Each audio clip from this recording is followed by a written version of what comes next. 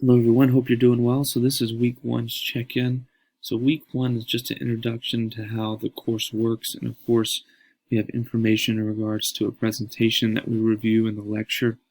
And I'm going to pull up our new syllabus really quick so you can take a look at that. On the left side on the course syllabus, you'll have a lot of information that pops up. First of all, the syllabus, the course schedule, and the course information and guide, and then also your PPS form, which is your participation right, and your requirements there, which are kind of standard as other classes, but since this is online, we measure your participation by the work that you do in submitting things on time.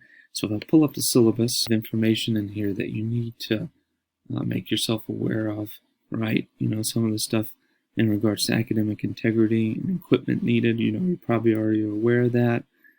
Quizzes, tests, and exams, that's reviewed in the main video.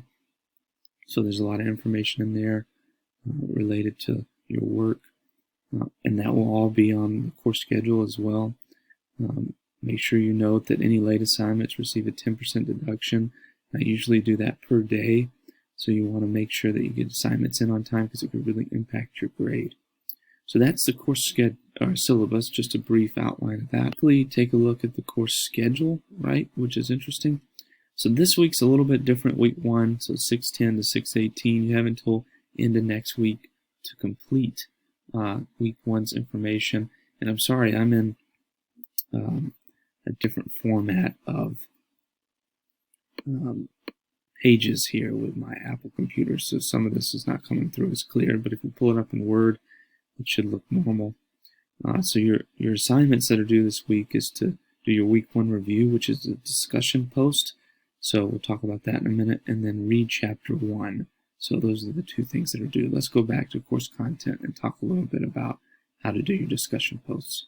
Getting there, I had a reminder, there's a community forum. If you have questions that you think that may impact other students in a positive way, so if there's confusion about something, feel free to pop that in the community forum, and I'm happy to answer your questions there.